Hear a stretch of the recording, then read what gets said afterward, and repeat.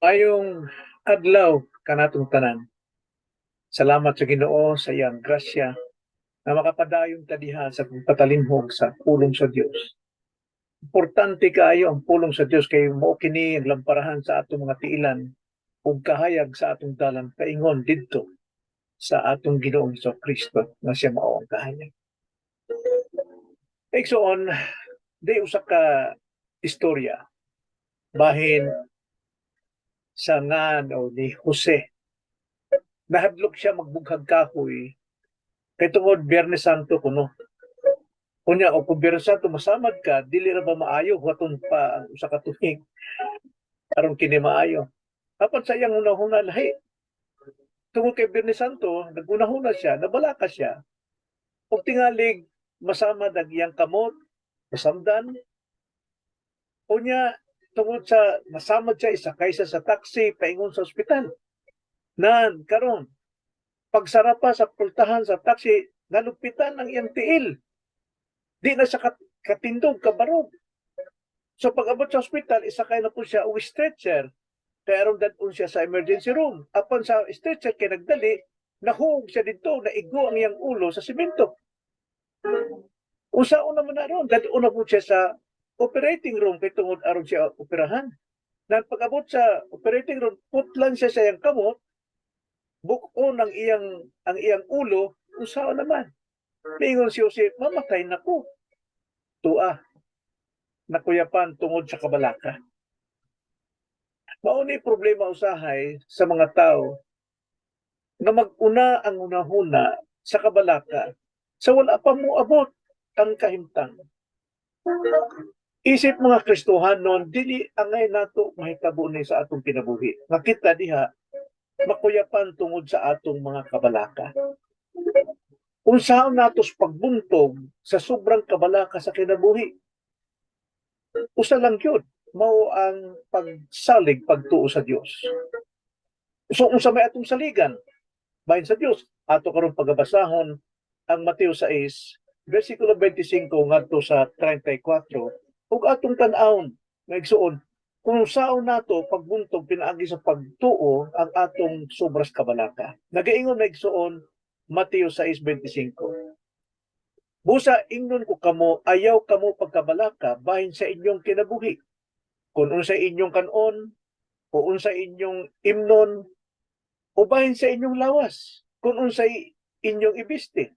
Dili ba ang kinabuhi labaw pa man kaysa kalanon o ang lawas labaw pa man sa biste? Tanawan ninyo ang mga langgam sa kalangitan. Wala sila magpugas, ni mag-ani, ni maghipos ngadto sa mga dapa, apan ginapakaon sila sa inyong langitnong amahan. Dili ba labaw pa man kamo bili kay kanila? O kinsa man kaniya makadugang og usa ka takna sa gitas-on sayang kinabuhi pinaagi sa pagkabalaka. O nganong mabalaka man kamo bahin sa bisti, palandungan ninyo ang mga liryo sa kaumanhan. Giunsa nila sa pagtubo, wala sila magbudlay ni magka linyas. Apan suginlan ko kamo nga bisan pa sa Solomon sa tibuok niyang katahuman, wala gani makabisti maingon sa usa kanila.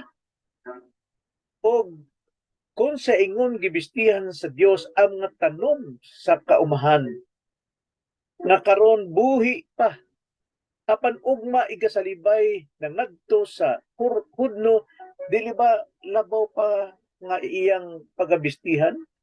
Ikaw, kamo, labaw pa nga ikaw pagabistihan? O mga tao nga gyutay pagsalig? Busa ayaw kamo pagkabalaka nga manag-ingon, unsa may among kanon, unsa may among imnon, o unsa may among ibiste. Kay ang mga hintil nagpangita ni ining tanang mga butana. O ang inyong langit ng amahan na sayod nga kamo nagakinahanglan ni ining tanan. Apan maoy unaha ninyo ang pagpangita ang ginharian o ang pagkamatarong gikan sa Dios. O unya, kining tanang mga butanga igadugang ra kaninyo. Busa, ayaw na kamo pagkabalaka tungod sa ugma. Kaya ang ugma may kabalaka tungod sa iyang kagalingon. Igo na lang. Igo alang sa adlaw ang iyang kaugalingong kalibog. Mao kini ang pulong sa Dios nga nagpahinumdum kanato nga wala gyoy kayuhan ang mahitabo diha sa kabalaka. Sumusa maigsuon atong pagkatan-awon kini o bag-ampo kita. Salamat Amahan sa imong pulong nga maoy makapadasig kanamo magapaligpon sa among pagtuo diha kanimo. Ang imong pulong magasaysay og mga kamatuorang angay naming pagatuuhan aron ang kabalaka dili gyud mo gapos among mga kalag.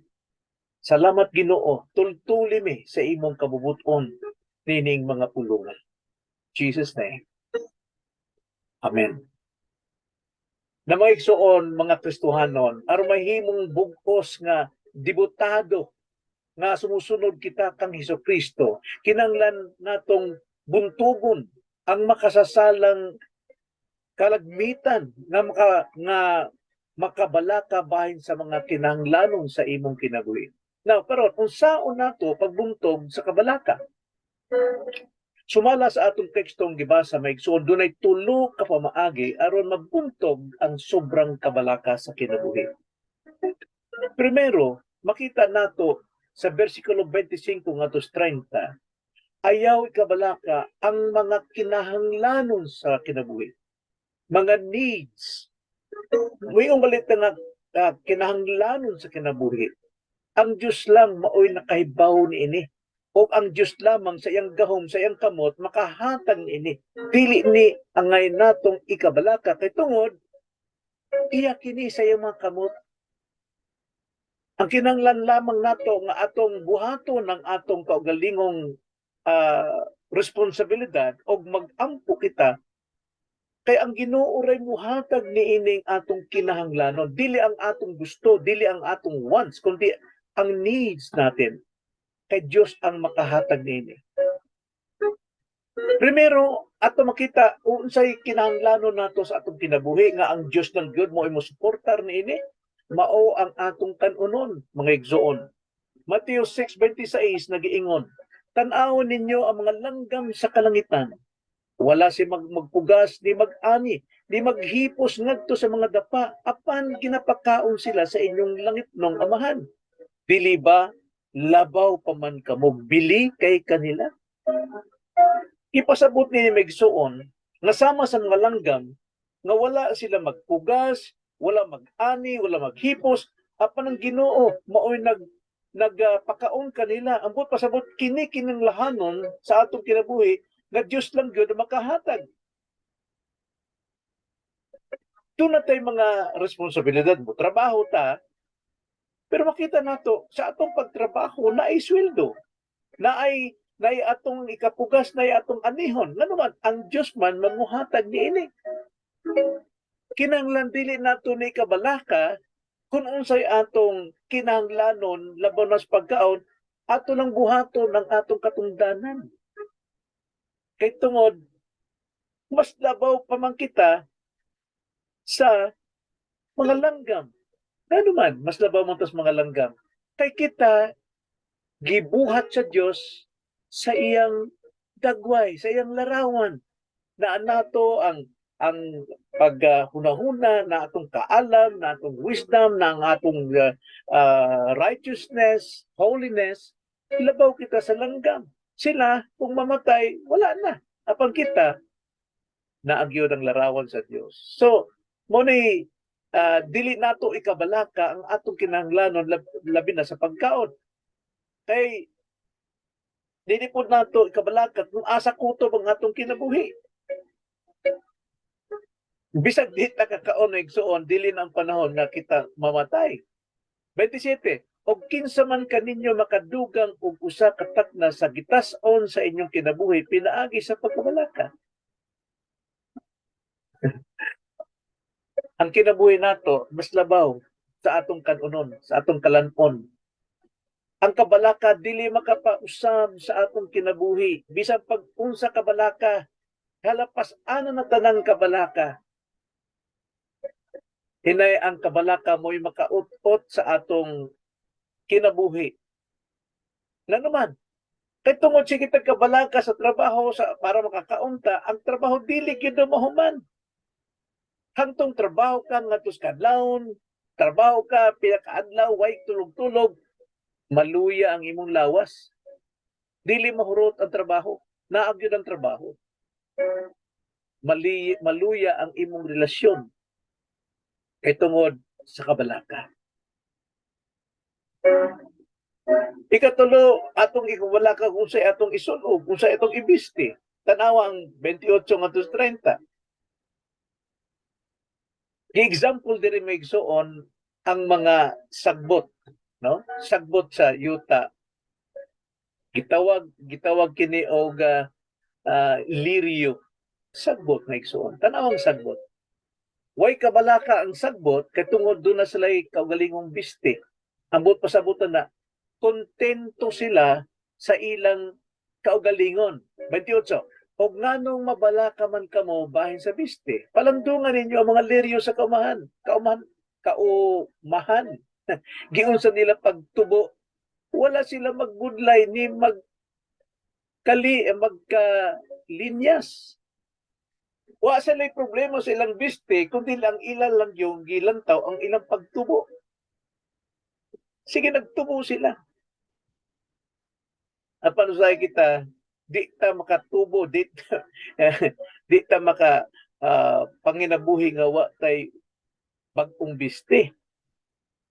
Ang pasabot lamang ini, makontento tag unsay naa nato. Magpadayon ta sa atong pagpanginabuhi, magpadayon ta kuhaon nato ang tanang mga kaikag, no, sa uban, ang atong pagka-greed sa mga butang materials nga na tan-awa si Solomon 29 nag-ingon, apan suginlan ko kamo nga bisan pa si Solomon sa tibuok niyang katahuman wala gani makabiste maingon sa usa kanila sa mga liryo. Ambot pasabot, si Solomon hari na siya, gamhanon na siya, na niya tanang mga bahandi gipadako pagyud apan wa gyud siya makontento. Tiago na tungod sa iyang kawalay pagkakontento, 1,000 iyang asawa.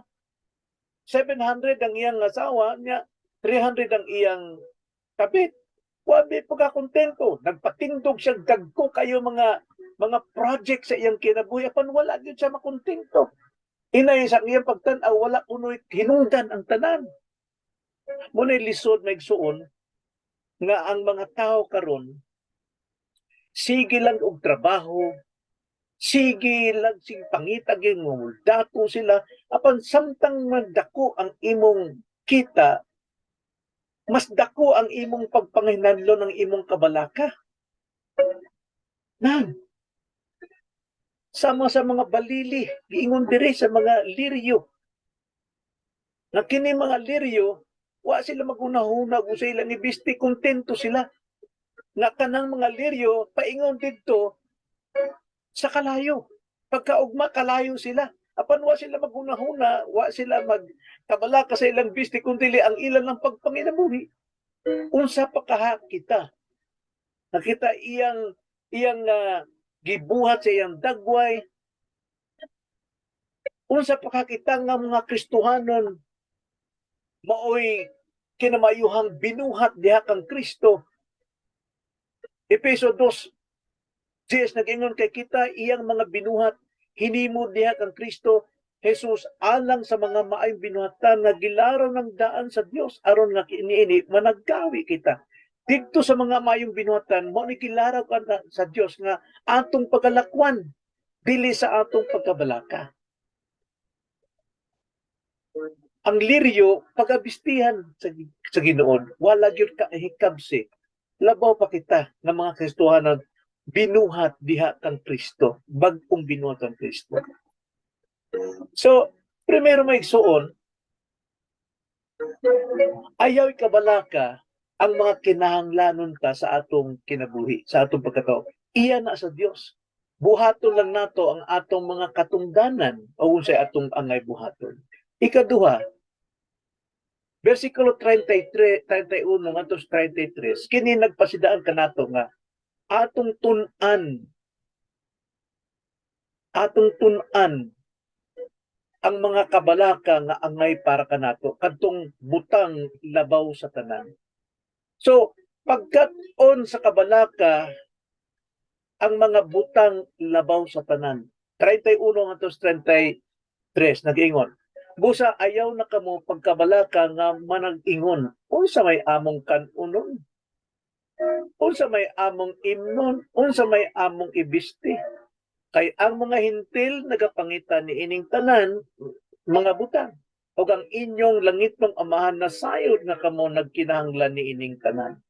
Apan maoy unahan ninyo ang pagpangita, ang ginarian o ang pagkamatarong gikan sa Dios o kunya kining tanang mga butang nga igadugang ra kaninyo. Ang gisulti dinhi sa Dios nga katong atong kinahanglanon iya na sa Dios. Apan tun-an nato nga kabalak-an ang mga butang labaw sa tanan nga atong katungdanan. Usa may atong katungdanan ini kinabuya. Primero, katungdanan nato sa isig katawo. Sumala sa 31 nga kining mga hintil nga salaag yun ang ilang kinabuhi, tuwa sila magpunting ilang gidyos ang tanang mga material nga butang. Unya mauni ilang kamatyan, nga wala gid sila makapaminaw unsay kamatuoran bahin sa Dios. Kita mauni atong katungdanan sa atong isig katawo nga kita maka-share kanila nga makaila sila sa Dios. Kay tungod ang ilang ginadiyos mao ang mga material nga butang. Sila mga pildi ngadto sa kalayo sa impyerno. Monikat una natong kabalak-an mga butang nga labaw sa tanan. Primero ang atong katungdanan sa isig katawo nga atong i-share kanila. Atong iwali ang mayong balita sa kaluwasan. Ikaduha, ang atong katungdanan sa atong relasyon. Sa atong relasyon, primero sa atong isig kaasawa nato, ikaduha sa atong mga anak. Kaya kung sobra tas kabalaka, may sunto at dito magbuntag, maghapon sa trabaho, biyaan nato ang atong balay, ang atong asawa, wala na nato lantawa, unsay atong katungdanan, kung babae ka, kinanglan, imong sikapon nimo nga ikaw gadyo magpasakop kaniya kay maunay kabuton sa Ginoo. Apan kung busy ka sa imong trabaho, di ka na magpasakop sa imong bana. Adto ka na pasakop sa imong trabaho sa imong mga customer. Kung ikaw lalaki usab, ang imong kinahanglanong pagabuhaton mao ang paggugma sa imong asawa. Imong ihatag ang imong kusog, ang imong kita, isakripisyo ang imong kaugalingon alang-alang sa imong asawa nga siya mabalaan diha sa pulong sa Dios. Mo na itong katungdanan. Labaw ang katungdanan. Muni angay natong kabak-an nga ng adlaw nga mahimo nato ang atong katungdanan sa isig katawo, katungdanan sa atong isig kaasawa, katungdanan sa atong mga anak, nga gisugo ta sa Dios na ayaw dili nato dad-o ng atong anak ngadto sa kasuko, no? Nagiingon ang Proverbs chapter 22 verse 6, pansaya ang bata diha sa dalan nga iyang pagalaktan, og bisan kung siya matigulang na, siya dili mo biya gikan kaniya.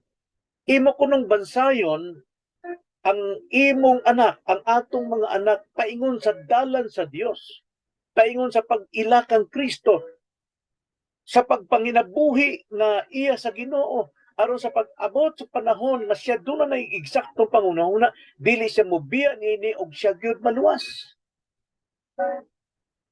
Musa maingon ang Ginoo sa Biblia sa Efeso 6:4 atong basahon. O kamong mga amahan, ayaw ninyo pagsuka ang inyong mga anak, kundi matutuon hinuon ninyo sila uban sa pagbansay sa pagpahimatngon gikan sa Ginoo. Dili nato pakasuko ng atong mga anak. Ngano mga suko mga atong anak nga igsuon? Kay tungod kung dagko na sila, anha pa nimo bansayon, anha pa nimo imong sana imong tuliron, musukol na nga. Unya masuko sila kay maingon nga karon pa nimo ko pahibaw na nga butanga na dugay naman akong gihimo na daw sukad sa akong pagkabata, wa ka man magtudlo kanako. Wa ko nimo bansayan na sa maayong panglakaw. Karon nagtuo ka nga sayop lang gyapon lakaw, masukog yun ang imong anak. Kay tigulang na gud siya. Mao na pagatun-an natong kabak-an ang mga butang labaw sa tanan. Mao ang atong katungdanan sa isig katawo, mao atong katungdanan sa atong relasyon diya sa atong asawa, sa atong mga anak, ug ikatulo ang katungdanan nato sa atong kaugalingon. Mao ni bansayon nato. Mao ni atong katunan. Unsa may katungdanan nato? Mateo 6:33. Apan maoy unahan ninyo ang pagpangita, ang ginarian o ang pagkamatarong sa gikan sa Dios og unya kining tanang mga butanga igadugang ra kaninyo. Mao kunoy unahon nato og katong atong mga kinahanglanon, katong atong needs igadugang ra sa Ginoo. Mao ni kinahanglan natong unahon. Ang atong kaugalingon nga kinahanglan naag kita diha, naglakaw ta diha sa pagtuo sa Dios, naglakaw ta diha sa pagpangalagad sa Dios, naglakaw ta diha sa pagsimba sa Dios. Nang unsaon man na pagsimba nato, unsaon man na pagpanginabuhi nato, nga balaan diya kung naata bisita sa atong kaugalingong trabaho. Busa nag-iingon ang Roma 12 versikulo 1, busa hangyoon ko kamo mga igsoon tungod sa mga kaluoy sa Dios, katong gibuhat sa Dios adlang kanato aron kita maluwas. Unsa may giingon ni Pablo? Sa pagtugyan sa inyong mga lawas ingon nga halad nga buhi, balaan o ginangpunon sa Dios ang halad nga mao ang inyong espirituhanong pagsimba. Tiyaw na, bisan pag sa atong pagpanginabuhi adalaw na nagasimba kita kay tungod ang atong kaugalingong lawas atog yung itugyan diha nga halad nga buhi sa Dios. Halad nga mao ang espirituhanong pagsimba. Usaon man nato na pagkabuhat, versikulo 2, dili kamo magpahiuyon ni ining panahon sa kalibutan, kundili usba ninyo ang inyong mga kaugalingon pinaagi sa pagbag-o sa inyong salabutan. Kinahanglan na nga di ta magpahiuyon ining lihok ning kalabutan, kundili atong usbon ang atong kaugalingong pamaagi, bag-uhon ang atong salabutan, nga naman aron atong masuta kung unsa ang maayo og hinangpunon og hingpit nga kabubuton sa Dios. Kung dili nato na ibuhaton sa atong kaugalingon, magalakaw gyud ta sa kabubuton sa kasalanan. Unahon nato ang ginarian sa Dios ug ang iyang pagkamatarong. Nga naman, kay kita gud mga balay man sa Dios. Dili na ato ning atong kinabuhi nga kita Kristohanon.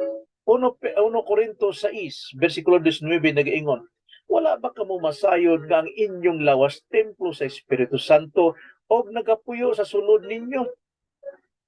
Og nga kining inyong nabatunan gikan sa Dios, kamo dili na inyo sa inyong kaugalingon.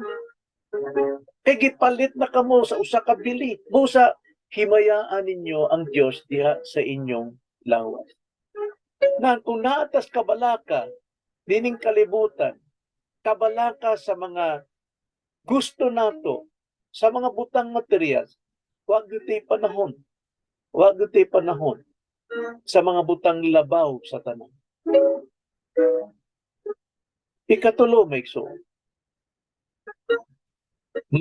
maghulat ta sa pagkabalaka ang bahin sa ugma. Wato nato ang ugma, dili nato unhon, dili nato unahon. Nag-ingon 34, busa ayaw na kamo pagkabalaka tungod sa ugma. Dili ko nato ikabalaka ang tungod sa ugma. Atong kabalakan, atong buhaton kung unsa karon. Nag-ingon, kay ang ugma, may kabalaka tungod sa iyang kagalingon. Igo na lang sa adlaw ang iyang kagalingong kalibog. So, sugo ni Jesus kanato, mga Kristohanon, nga ayaw kabalaka ang ugma. Ang paglapa sa sugo, sala, busa, sala gyud ang kabalaka sa ugma. Wa tay pagtuo, pagsalig sa Dios. Nga ang ugma naas kamot sa Dios. Pasagdi ang ugma sa pag-atiman sa iyang kaugalingon. Walay usa ka nato ang mag-atiman sa ugma. Wa gyud tay authority na makontento ta sa atong kabalaka karong adlaw. Karong adlaw. Unsa may angay natong buhaton? Relasyon nato sa atong isig kataw, relasyon nato sa atong pamilya, relasyon sa atong asawang mga anak, o relasyon sa atong kaugalingon. May tungod sa uban, kinanglan nato ang pagsaksi ngadto kang Kristo. Katungdanan sa atong tagsa-tagsa ka kapikas sa kinabuhi, buhaton nato sa matag adlaw. Katungdanan sa atong mga anak, bansayon sila paingon sa dalan sa Dios. So, mga igsoon, nakita nato nga dili nato ikabalaka ang ugma apan sa tanang tao dunay kabalaka o kiniigo ra karong adlaw. Karong adlaw ato ning katungdanan, dili ang mga adlaw nga wala pa nato makita. Wala tay katungdanan nga kabalak-an na ugma, dili nato mahimong ilugo ng kabalaka sa ugma kay ang Ginoo mo'y nagkupot niini. Diyos ray nagkupot niini, siya ang may control niini. Busa kun moabot man kining adlaw sa ugma, dili ni alang sa ato ikadaot kundi nag-iingon ng Roma 8:28, kauban ng Dios nagalihok sa tanang panghitabo alang sa atong kaayuhan. So unsay pagbuntog nato sa kabalaka? Pagsalig sa Dios. Pagsalig sa unsa? Pagsalig sa atong kinahanglanon, pagkat-on sa butang nga labaw sa tanan, o magpaghulat sa ugma, bahin sa ugma, atong hulaton. So mo kini ang pulong sa Dios, migsuon naot pa ang kita gyud nagkasig diini nga ato yung biyaan kabalaka inay atong buhaton ug unsa karon adlaw nga dunay pagsalig sa Dios. Magampo ta migsuon. Salamat Ginoo sa imong pulong nga may nakahatag kanamo kahayag sa among kaugmaon. Makirin kanong adlaw among pag-atubangon ang among mga katungdanan. Okay balumi nga ang tanang butang imo lamang ikadugang kanamo. Salamat Lord. In Jesus' name. Amen.